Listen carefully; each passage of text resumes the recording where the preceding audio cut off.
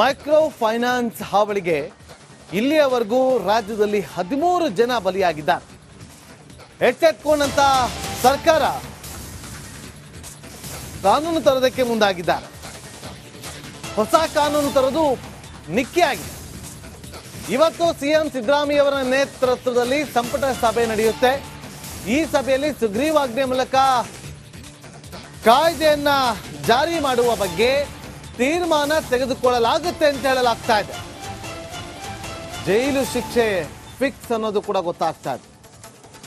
Micro finance ಹಾವಳಿಗೆ ಯಾರೆಲ್ಲ ಕಿರುಕುಳ ಕೊಡ್ತಾರೋ ಅವರ ವಿರುದ್ಧ ಕಠಿಣ ಕ್ರಮ ಆಗುತ್ತೆ. ಕಠಿಣ ಕ್ರಮ.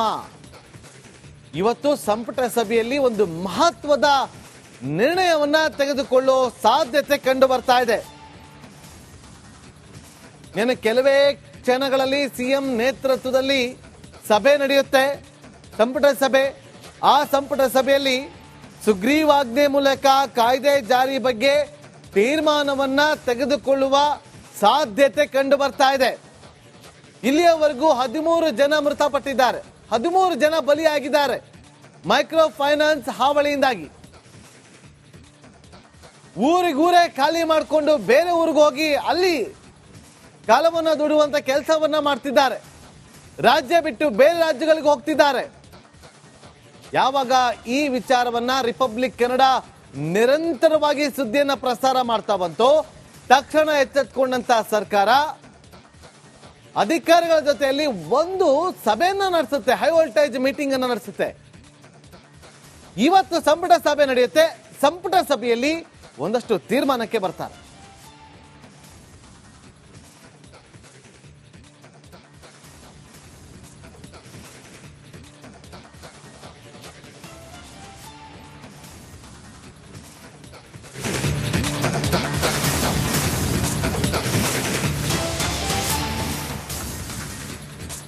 ರಾಜ್ಯದಲ್ಲಿ ಬಡ್ಡಿ ಬಕಾಸುರರಿಗೆ ಕಡಿವಾಣ ಹಾಕೋದು ಫಿಕ್ಸ್ ಆಗಿದೆ.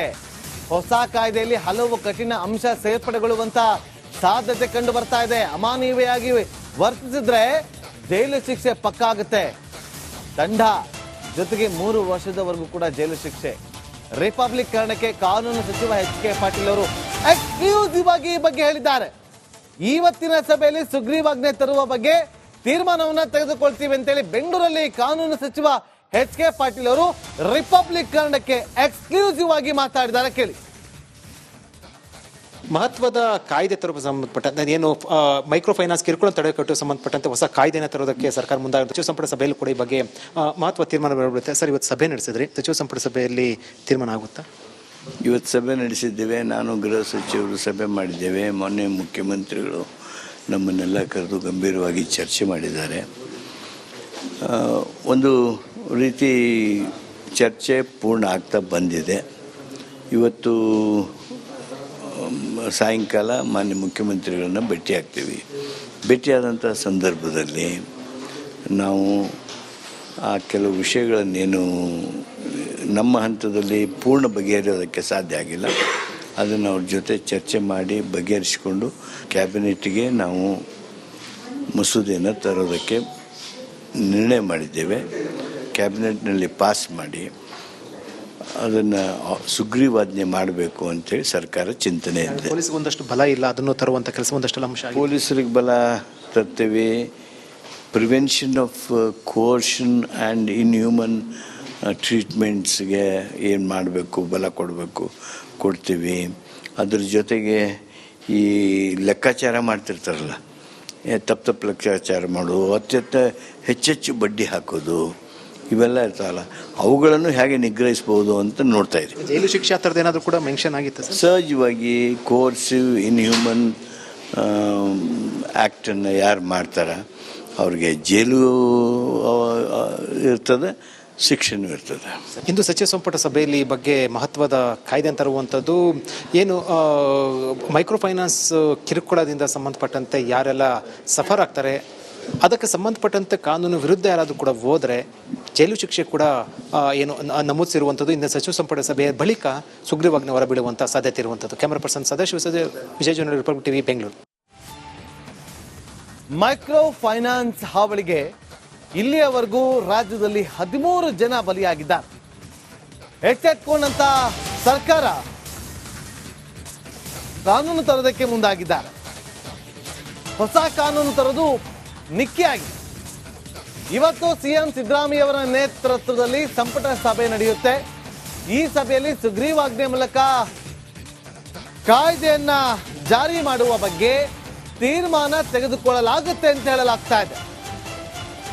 ಜೈಲು ಶಿಕ್ಷೆ ಫಿಕ್ಸ್ ಅನ್ನೋದು ಕೂಡ ಗೊತ್ತಾಗ್ತಾ ಇದೆ. ಮೈಕ್ರೋ ಫೈನಾನ್ಸ್ ಹಾವಳಿಗೆ ಯಾರೆಲ್ಲ ಕಿರುಕುಳ ಕೊಡ್ತಾರೋ ಅವರ ವಿರುದ್ಧ ಕಠಿಣ ಕ್ರಮ ಆಗುತ್ತೆ. ಕಠಿಣ ಕ್ರಮ. ಇವತ್ತು ಸಂಪುಟ ಸಭೆಯಲ್ಲಿ ಒಂದು ಮಹತ್ವದ ನಿರ್ಣಯವನ್ನ ತೆಗೆದುಕೊಳ್ಳೋ ಸಾಧ್ಯತೆ ಕಂಡು ಬರ್ತಾ ಇದೆ.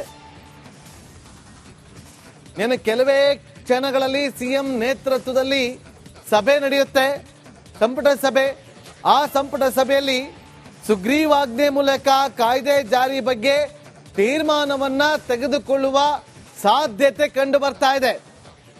ಇಲ್ಲಿಯವರೆಗೂ 13 ಜನ ಮೃತಪಟ್ಟಿದ್ದಾರೆ, 13 ಜನ ಬಲಿಯಾಗಿದ್ದಾರೆ ಮೈಕ್ರೋ ಫೈನಾನ್ಸ್ ಹಾವಳಿಯಿಂದಾಗಿ. ಊರಿಗೂರೇ ಖಾಲಿ ಮಾಡಿಕೊಂಡು ಬೇರೆ ಊರಿಗೆ ಹೋಗಿ ಅಲ್ಲಿ ಕಾಲವನ್ನ ದುಡುವಂತ ಕೆಲಸವನ್ನ ಮಾಡ್ತಿದ್ದಾರೆ. ರಾಜ್ಯ ಬಿಟ್ಟು ಬೇರೆ ರಾಜ್ಯಗಳಿಗೆ ಹೋಗ್ತಿದ್ದಾರೆ. ಯಾವಾಗ ಈ ವಿಚಾರವನ್ನ ರಿಪಬ್ಲಿಕ್ ಕನ್ನಡ ನಿರಂತರವಾಗಿ ಸುದ್ದಿಯನ್ನ ಪ್ರಸಾರ ಮಾಡ್ತಾ ಬಂತು, ತಕ್ಷಣ ಎಚ್ಚೆತ್ತುಕೊಂಡಂತ ಸರ್ಕಾರ ಅಧಿಕಾರಿಗಳ ಜೊತೆಯಲ್ಲಿ ಒಂದು ಸಭೆಯನ್ನ ನಡೆಸುತ್ತೆ, ಹೈ ವೋಲ್ಟೇಜ್ ಮೀಟಿಂಗ್ ಅನ್ನ ನಡೆಸುತ್ತೆ.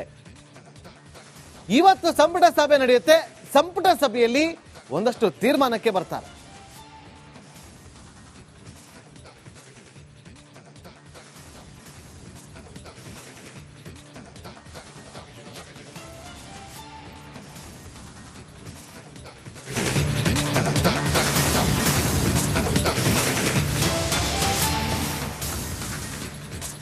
ರಾಜ್ಯದಲ್ಲಿ ಬಡ್ಡಿ ಬಕಾಸುರರಿಗೆ ಕಡಿವಾಣ ಹಾಕೋದು ಫಿಕ್ಸ್ ಆಗಿದೆ.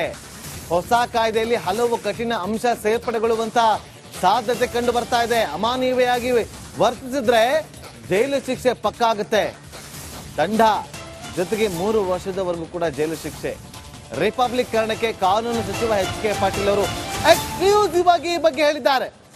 ಇವತ್ತಿನ ಸಭೆಯಲ್ಲಿ ಸುಗ್ರೀವಾಜ್ಞೆ ತರುವ ಬಗ್ಗೆ ತೀರ್ಮಾನವನ್ನ ತೆಗೆದುಕೊಳ್ತೀವಿ ಅಂತೇಳಿ ಬೆಂಗಳೂರಲ್ಲಿ ಕಾನೂನು ಸಚಿವ ಎಚ್ ಕೆ ಪಾಟೀಲ್ ಅವರು ರಿಪಬ್ಲಿಕ್ ಕನ್ನಡಕ್ಕೆ ಎಕ್ಸ್ಕ್ಲೂಸಿವ್ ಆಗಿ ಮಾತಾಡಿದ್ದಾರೆ. ಕೇಳಿ. ಮಹತ್ವದ ಕಾಯ್ದೆ ತರುವ ಸಂಬಂಧಪಟ್ಟಂತೆ ಏನು ಮೈಕ್ರೋ ಫೈನಾನ್ಸ್ ಕಿರುಕುಳ ತಡೆಗಟ್ಟುವ ಸಂಬಂಧಪಟ್ಟಂತೆ ಹೊಸ ಕಾಯ್ದೆನ ತರೋದಕ್ಕೆ ಸರ್ಕಾರ ಮುಂದಾಗಿದೆ. ಸಚಿವ ಸಂಪುಟ ಸಭೆಯಲ್ಲಿ ಕೂಡ ಈ ಬಗ್ಗೆ ಮಹತ್ವ ತೀರ್ಮಾನ ಬರಬಿಡುತ್ತೆ. ಸರ್, ಇವತ್ತು ಸಭೆ ನಡೆಸಿದ್ರಿ, ಸಚಿವ ಸಂಪುಟ ಸಭೆಯಲ್ಲಿ ತೀರ್ಮಾನ ಆಗುತ್ತಾ? ಇವತ್ತು ಸಭೆ ನಡೆಸಿದ್ದೇವೆ. ನಾನು ಗೃಹ ಸಚಿವರು ಸಭೆ ಮಾಡಿದ್ದೇವೆ. ಮೊನ್ನೆ ಮುಖ್ಯಮಂತ್ರಿಗಳು ನಮ್ಮನ್ನೆಲ್ಲ ಕರೆದು ಗಂಭೀರವಾಗಿ ಚರ್ಚೆ ಮಾಡಿದ್ದಾರೆ. ಒಂದು ರೀತಿ ಚರ್ಚೆ ಪೂರ್ಣ ಆಗ್ತಾ ಬಂದಿದೆ. ಇವತ್ತು ಸಾಯಂಕಾಲ ಮಾನ್ಯ ಮುಖ್ಯಮಂತ್ರಿಗಳನ್ನ ಭೇಟಿಯಾಗ್ತೀವಿ. ಭೇಟಿಯಾದಂಥ ಸಂದರ್ಭದಲ್ಲಿ ನಾವು ಆ ಕೆಲವು ವಿಷಯಗಳನ್ನೇನು ನಮ್ಮ ಹಂತದಲ್ಲಿ ಪೂರ್ಣ ಬಗೆಹರಿಯೋದಕ್ಕೆ ಸಾಧ್ಯ ಆಗಿಲ್ಲ, ಅದನ್ನು ಅವ್ರ ಜೊತೆ ಚರ್ಚೆ ಮಾಡಿ ಬಗೆಹರಿಸಿಕೊಂಡು ಕ್ಯಾಬಿನೆಟ್ಗೆ ನಾವು ಮಸೂದೆಯನ್ನು ತರೋದಕ್ಕೆ ನಿರ್ಣಯ ಮಾಡಿದ್ದೇವೆ.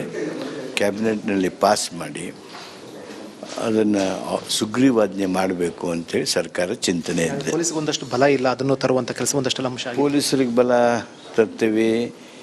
ಪ್ರಿವೆನ್ಷನ್ ಆಫ್ ಕೋರ್ಷನ್ ಆ್ಯಂಡ್ ಇನ್ಹ್ಯೂಮನ್ ಟ್ರೀಟ್ಮೆಂಟ್ಸ್ಗೆ ಏನು ಮಾಡಬೇಕು, ಬಲ ಕೊಡ್ತೀವಿ.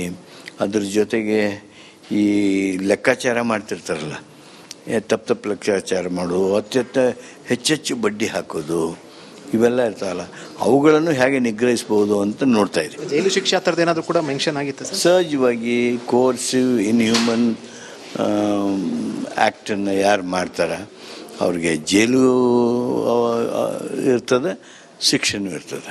ಇಂದು ಸಚಿವ ಸಂಪುಟ ಸಭೆಯಲ್ಲಿ ಈ ಬಗ್ಗೆ ಮಹತ್ವದ ಕಾಯ್ದೆ ತರುವಂಥದ್ದು ಏನು ಮೈಕ್ರೋ ಫೈನಾನ್ಸ್ ಕಿರುಕುಳದಿಂದ ಸಂಬಂಧಪಟ್ಟಂತೆ ಯಾರೆಲ್ಲ ಸಫರ್ ಆಗ್ತಾರೆ ಅದಕ್ಕೆ ಸಂಬಂಧಪಟ್ಟಂತೆ ಕಾನೂನು ವಿರುದ್ಧ ಯಾರಾದರೂ ಕೂಡ ಹೋದರೆ ಜೈಲು ಶಿಕ್ಷೆ ಕೂಡ ಏನು ನಮೂದಿಸಿರುವಂಥದ್ದು. ಇಂದು ಸಚಿವ ಸಂಪುಟ ಸಭೆಯ ಬಳಿಕ ಸುಗ್ರೀವಾಜ್ಞೆ ಹೊರಬಿಡುವಂಥ ಸಾಧ್ಯತೆ ಇರುವಂಥದ್ದು. ಕ್ಯಾಮರಾ ಪರ್ಸನ್ ಸದಾಶಿವ ವಿಜಯ ಜರ್ನಲ್ ರಿಪಬ್ಲಿಕ್ ಟಿವಿ, ಬೆಂಗಳೂರು.